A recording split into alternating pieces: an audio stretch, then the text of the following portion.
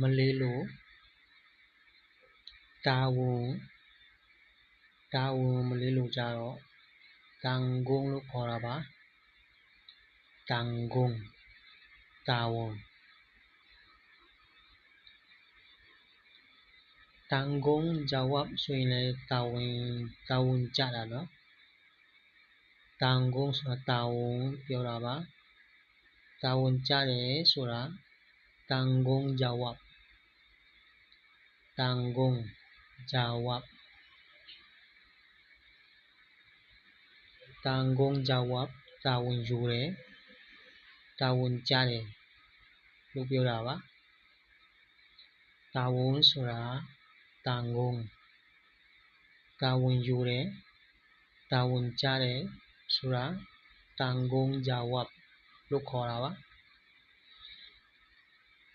တန်ဂုံဂျာဝပ်တန်ဂုံဂျာဝပ်တာဝန်ယူတယ်တာဝန်ကြတယ်တန်ဂုံဆိုတာတာဝ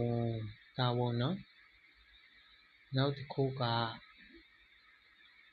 အထောက်အထားကိုမလေးလို့บุกตีလို့ခေါ်တာပါบุกตีအထောက်အထားบุกตีအထောက်အထားကိုမလေးလို့บุกตีလို့ခေါ်တာပါတန်ဂုံဂျာဝပ်တာဝန်ယူတယ်တာဝန်ကြတယ်ပေါ့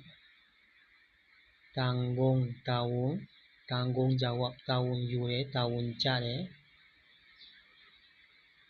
အထောက်အထားကိုမလေးလို့บุกตีလို့ခေါ်တာပါบุกตี BUKTI บุกตีအထောက်အထားတကယ်လို့အထောက်အထားမရှိဘူးလို့ပြောချင်ရင်tak ada bukti လို့ခေါ်တာပါ tak ada bukti အထောက်အထားမရှိပါဘူးလို့ဆိုလိုတာပါအထောက်အထားရှိတယ်လို့ပြောချင်ရင် ada bukti လို့ပြောတာပါတကယ်လို့မရှိရင်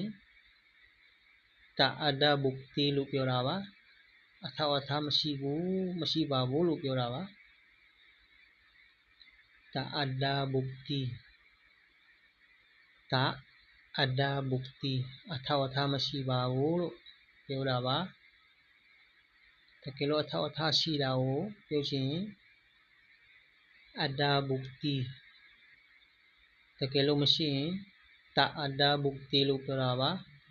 ကျွန်တော်ဗီဒီယိုလေးကို subscribe လုပ်ပြီးဖို့လည်းကျွန်တော်တောင်းဆိုချင်ပါတယ်